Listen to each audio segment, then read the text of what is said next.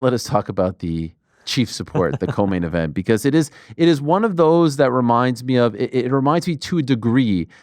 Rick, do you remember when, and PT, you'll remember as well, when Sage Northcutt lost? Sure and do. Everyone wanted to, like, this isn't new, by the way. This thing isn't new, where someone loses and the internet, it happened to Conor, and it was on a much, much larger scale. But when he lost to Nate, everyone came out. When Ronda lost, everyone comes out.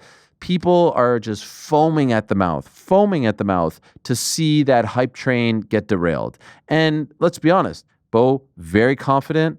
Some would call him cocky, talks a big game, speaks about himself being better than this guy, that guy, with not a lot of fights going into this fight. He only had 7 pro fights, obviously an incredible collegiate wrestler, multiple-time Dan Hodge Trophy winner, All-American national champion, all that stuff from Penn State. But this was a massive, massive, massive step up in competition against Reinier de Ridder. And, you know, the odds wouldn't suggest that, because he was once again a gigantic favorite, and he lost. He lost fair and square. It was an absolute brilliant performance by RDR. The knee to the chest took everything out of him. It was a brutal shot to the solar plexus, and there he is, the multiple-time one championship champion, proving that on this Saturday there are levels. And so, of course, in the aftermath, there's the fraud check stuff and all that. And I'm not even going to sit here and say, oh, fraud check, what does it mean? Like, we don't even have to get so granular when it comes to that. On Saturday, Bo Nickal was matched up against a very good fighter, a fighter who has been around the block, who has had success in other organizations and some early success in the UFC, and lost fair and square. And so now we get to find out who Bo Nickal is. Now you get to find out who Bo Nickal is. Does Bo Nickal brush himself off and work his way back up? Does he eat that humble pie because everyone's coming after him? Everyone's kicking him while he's down? Does he use this as a teaching moment? Does he use this as an opportunity to work on his weaknesses, work on his holes, or does he just say, to hell with all this, I don't need any of this shit? We're about to find out. Henry Cejudo, one of the very few guys who came to his defense, who offered some public support, tweeted this: the wrestling world has taken a hit today. Keep your head up, Bo Nickal. This is not the end. I got finished by Demetrius Johnson with a similar body shot. Remember it well. And I went on to avenge that loss and become champion. You are capable of doing the same. Get back on your horse, brother. I even saw Darren Till offer some support. They've gone back and forth. Till offered some support, a bit of a cheeky shot, but overall, I think he was pretty kind. There wasn't much of that. Everyone getting their licks in, and that's par for the course. He's a big golfer. He's an avid golfer. He knows you talk the talk, you're going to have to take it if it doesn't go your way. To me, my definition of quote unquote fraud check is that, like, you're a never was. Bo Nickal is not a never was.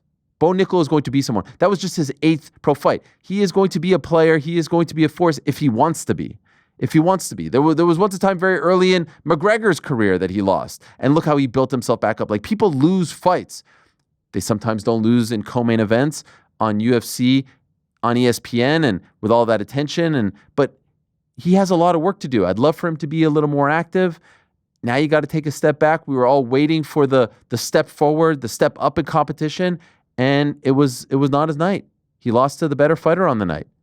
No ifs, ands, or buts. But now we get to find out. I don't subscribe.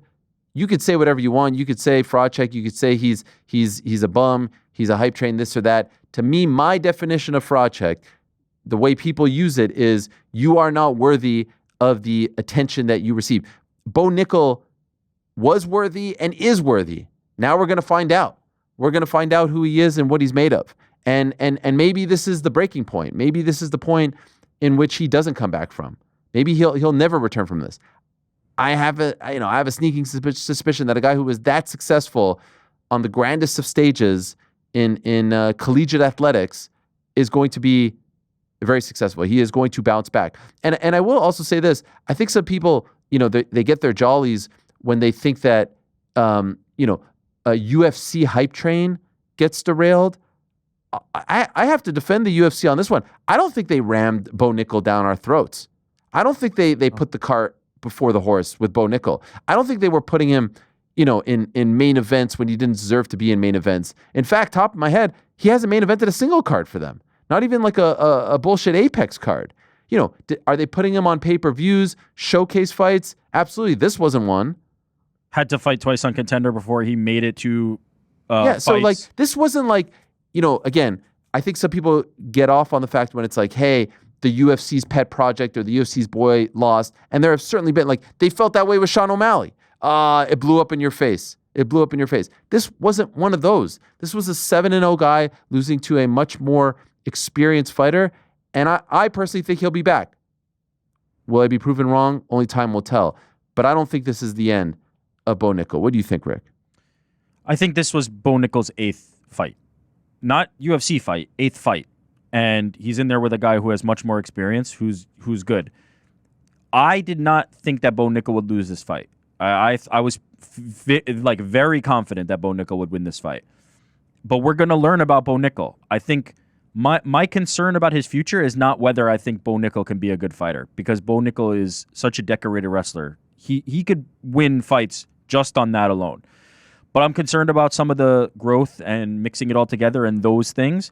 But he has so much time and opportunity to come back and work on those things that I'm not concerned about that. How he reacts to strikes, right? It looked a little bit like Brock Lesnar. It looked a little bit like he just did not want to be hit, and we saw it.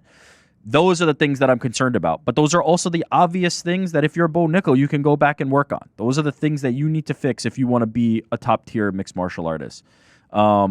It was a wake-up call. And now, as you've said, this is the moment. It was not those fights before. It will not be the fights after. This is the inflection point. This is where Bo Nickal looks himself in the mirror and goes, do I actually want to do this? And can I be the best at this? I'm with you, and I would put my money on him giving that a go. I would put my money on that. It reminds me of Aaron Pico. It reminds me of so many guys who, these hype prospects that come from the wrestling world and are decorated, and you go, look at them. They fell on their face. Fuck them. They're never going to be shit. And just rushing to do it. It's too early. It's too early to proclaim him as good as he said he was, right? Where he's talking about fights with Khamzat Chimaev and things like that. It was always too early for that. But it's also too early to close the chapter on a guy who is as talented in the wrestling game as Bo Nickal. Oh, I stand corrected, guys. I stand corrected. Shout out to the chat. Thumbs up to the chat, who are very quick to remind me that he was put on the UFC 300 main card. All the way down. Oh, the horror.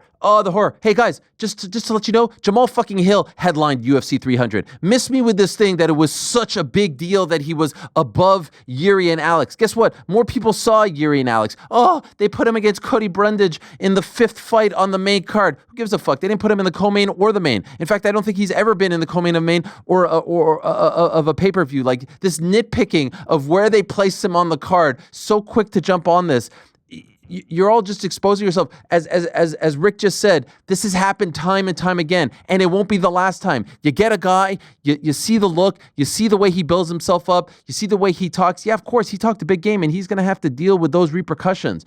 That's what happens. But guess what? The reason why we were drawn to him was because he talked that big game. There are a lot of people who come from collegiate wrestling who don't amount to anything, who don't move the needle whatsoever. You swing for the fences, and maybe sometimes you hit the wall and you got to come back, or you strike out.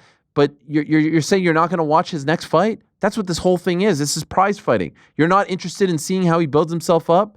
You're too busy celebrating his demise.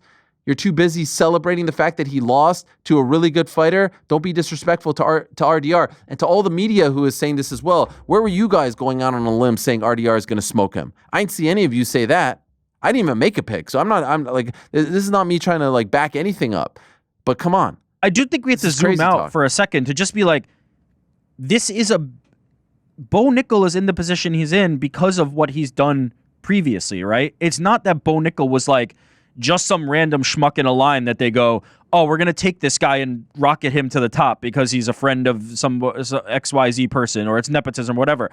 Bo Nickal is one of the most decorated collegiate wrestlers of all time. There's a reason why he's in this position. And the fact that he's put into this position and everybody wants to see him sink or swim, and both sides of it, only benefits the UFC. It is not this like benevolent gift to Bo Nickal randomly by the UFC. There is a method to the madness. There is a reason this is happening.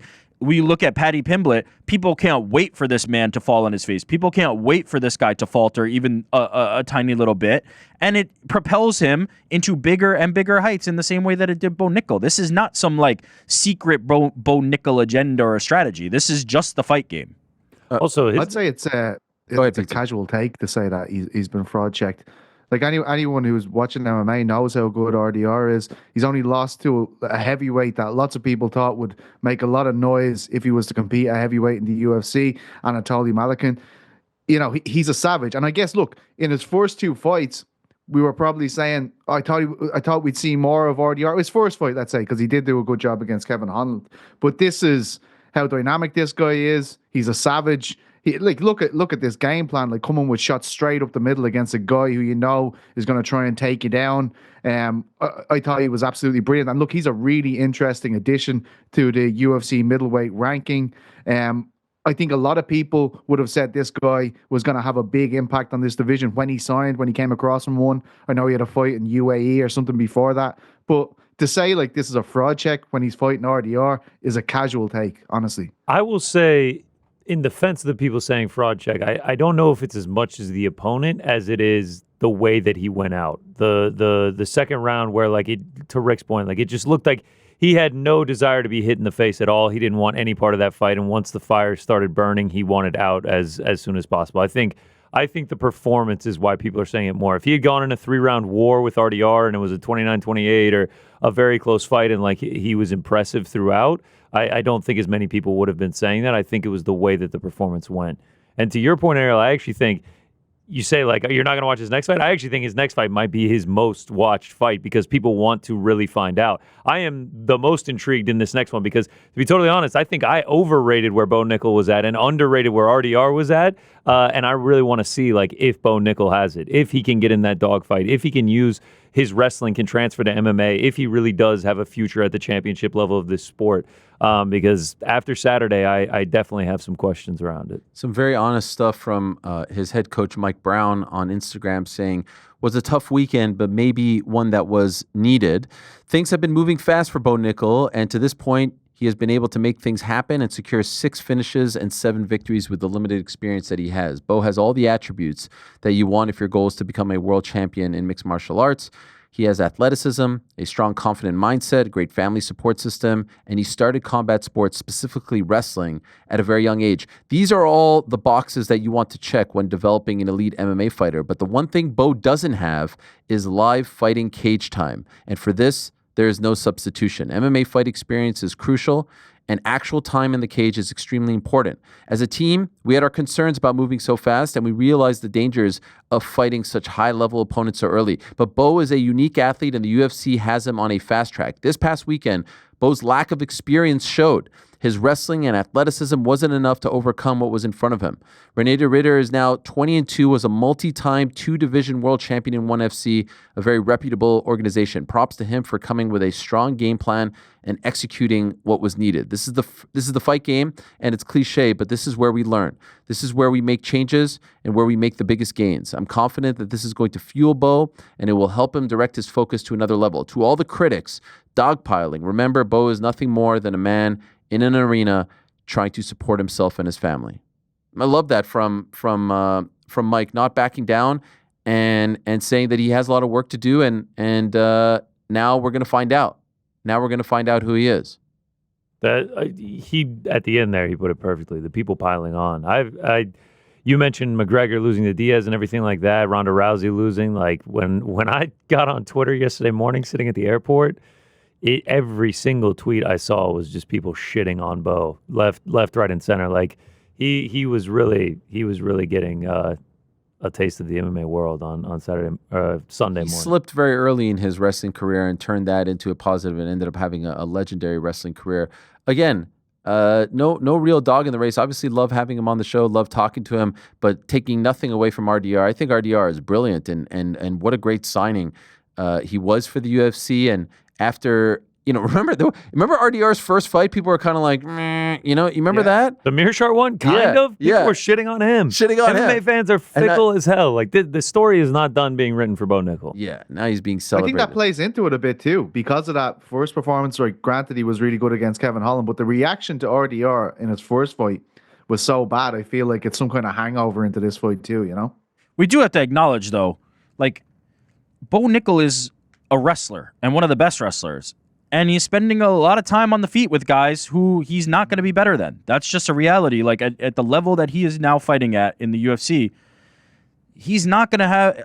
I would expect that in addition to just sharpening skills and things like that, we're going to see a strategic shift from Bo Nickal. Now, fights start on the feet and you have to be on your feet. But quite frankly, if you're coming in to be a kickboxer, like, you're not going to do too well. Bo Nickal needs to be a wrestler, and I think he can be a dominant wrestler if he wants to be. And so we'll see how his style and his strategy looks from here on out. He's certainly going to have to work on the hands as well and the striking exchanges as well. But man, if you had that Khamzat Chimaev, put your head down, double leg a guy in the first 30 seconds and dump them on their head and pound them out, like I think he could walk through quite a few guys. So I'm not done with the Bo Nickal potential, but I think we need to see something different. I would subscribe to the fraud check sentiment if he lost to a Cody Brundage, with all due respect. Yeah. RDR is a multi-division champion in one championship, and you may not be someone who respects or watches one championship, but a lot of great fighters fight there and have come from there, who have come through there as well. The UFC, if they wanted Bo Nickal to win this fight, it was a bad matchup. They messed up. The matchmaking was off. And if his management thought that this was the type of fight that gets him into, elite territory at 185, they messed up too. They underestimated who RDR was. He fought brilliantly, and it was a brilliant finish, and he deserves all the praise. And then afterwards, he said he just beat the best of American wrestling, and then he wants the best of American striking. And in that brief moment, I'm like, who's he talking about? Who's he talking about? Obviously.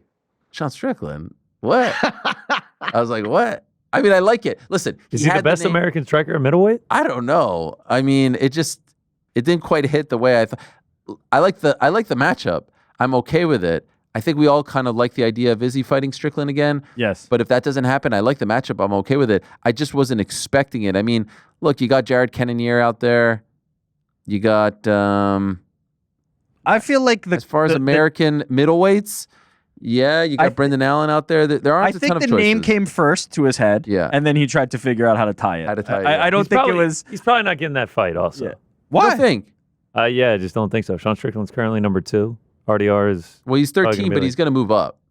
Probably not a ton. He's probably going to move up like, to 11, 10. I would do that fight. That's no problem. I'm down for the fight. I'm not saying I don't want to see the fight. Is he going to get the fight? Cannonier? What about Cannonier? Cannonier feels like an appropriate step up. Cannonier fight anyone, yeah. I feel like we gotta do like him and Anthony Hernandez on the ground. Vittori 10 seems like a little outdated, no? Well, I mean, these things are sterling. They're bulletproof. I know. Middleweight needs some turnover. Vittori's 10. He's 10. By the way, can I just say RDR versus Robert Whittaker would be fun? Yeah, I mean, Robert Whittaker needs a fight. Caio Borralho? No, Caio's not taking that. No, he's not taking that. I think it's Anthony more important Hernandez? to worry about who Bo fights next. Okay, fine. Who does Bo fight next? Michel Pereira. Oh, geez. I mean, why can't he fight? Michel Pereira. Why can't he fight like a 35th ranked guy? Like go back to the, so he had the Paul Craig fight. So there was a bit of a. There was a jump up, yeah. Yeah. If you're his team, do you take him all the way back? All the way back to where? Like again, series. Michel Pereira's lost 2 fights in a row. Bo Nickal Val is Woodburn rematch. No, the Val Woodburn thing is not helping us. We're done. I have to be honest. Okay. I don't think level of opposition was his problem in this fight. I really don't. I don't think level of opposition was his problem in this fight. I think it was great. an issue. I think it was. Come on, man. I think it was. It was style. It was strategy. It was style, and it was that he has 8 fights. He has not been in the cage a long time. If you put him in there with anybody who has a lot of experience, he's going to be at a severe disadvantage. It's not that RDR, because he's a high level, it's going to be a problem because Bo Nickal has 8 fights and he's in the top and he's in high positions in the UFC. It did not used to happen this way. You used to have to build up. You used to have to get experience, and then you could get into that position. He got fast tracked to it. I don't think it's the caliber of opponent. I think he needs to drastically revise the style. To have been on the feet that long with RDR was a strategic error. If he was on top of RDR raining down elbows, he'd look great. Like you need to get into positions that help you win, and he didn't have the cage experience to do that. And I think he lost the grappling exchanges, though. Yeah, I was gonna say, didn't they end up on the ground and Bo Nickal was on top and he got reversed? Him off he's putting him off his game by countering his wrestling in the first round. He takes a clinch position off it. He's striking him there. So Bo's in a situation where he's like, right, fuck, what am I going to do with this dude? I don't want to end up in a disadvantage grappling situation either, because everyone knows a wrestler doesn't want to be the guy on his back or in the weak position in these exchanges, because that's very much a jiu-jitsu thing, right? Like, that's more of those guys. And he had not been in that position before because he has 8 fights. He has never been turned away in that way before because he has 8 fights. Yeah. And now he has. Do you guys think if he never talked about the Khamzats of the world, the Darren Tills of the world, etc., but fought the same guys in the same sequence and lost the same exact way, that the reaction would be different? Yes. Yes, 100%. The amount of memes that I saw where it was just like, when me and Khamzat fight, I'm going to be minus 1,000. The clip of him, I think it was at the UFC 300 weigh-in show, where he's just like, don't be surprised if when I'm fighting for the title, I'm a minus 800 favorite. Yeah. Like, I think it's things like that, saying how, like, he's going to be the champion, and when he gets there, it's going to be in dominant fashion. I'm not going to lose a fight. I just don't think MMA fans take well to that until you actually are a champion. I think, like, McGregor on his way up, people hated him until he becomes champion. People hated Ilya until he becomes champion. Honestly, I'm seeing Paddy getting this babyface turn now because he's winning and he's getting to that title contention and could potentially be a champion one day. People are starting to recognize if he how falls, skilled he is. it's going to be I know. The hate watches will be there, but like the hate watches I saw getting off for Bo Nickal, I was just like, people really like, I didn't realize how much vitriol and hate there was for him. It was weird. One thing I did want to ask you guys, just with how big RDR is and the physicality that he used in that fight, and I don't know how Bo's weight cuts are and everything. Is there any argument to be made to consider 170 at his size? Well, the only thing I'd push back there is, like, Paul Craig was also pretty big and he looked fine, in the striking there. To Pete's point, like, RDR is well-rounded, right? He's got the Thai boxing. He's fantastic on the ground, obviously, as we've seen throughout his career. Like, he's just a well-rounded guy, and I just don't think Bo was in there enough times with anybody who had as well-rounded a skill set where he knows what to do. He's just in a position where he didn't have a lot of options. He didn't have a plan B. I think he needs, for plan A and plan B, to be taking people down if he's going to be ultimately successful. I think the hands are just going to come along slower. But we'll see what changes he does make. We'll see what that looks like. But it was a wake-up call for a guy with 8 fights. He's got 8 fights. You're right. Enough. It's just, you're right in that, like, I agree when I think about this more. He has never been in a situation where a guy is putting an onslaught on him, like RDR did, right? Like, he's never been in that panic where, oh, fuck, like, this is happening to me. I'm getting hit everywhere. I can't stop this guy hitting me. So I think certainly in that kind of frame, and the inexperience certainly hurt him, But I do think RDR had to do a lot to get in a situation where he could just be pouring it on him, Yeah, he rose to the occasion big time. He showed up in a major way. Thanks for watching this video. Before you go, if you haven't already, hit that subscribe button for us. Also, give us a thumbs up, leave a nice comment. These things go a long way. And while you're here, do check out the rest of the channel. We've got live shows and full interviews, clips, and a whole lot more. We're doing big things here, and we appreciate your support very much.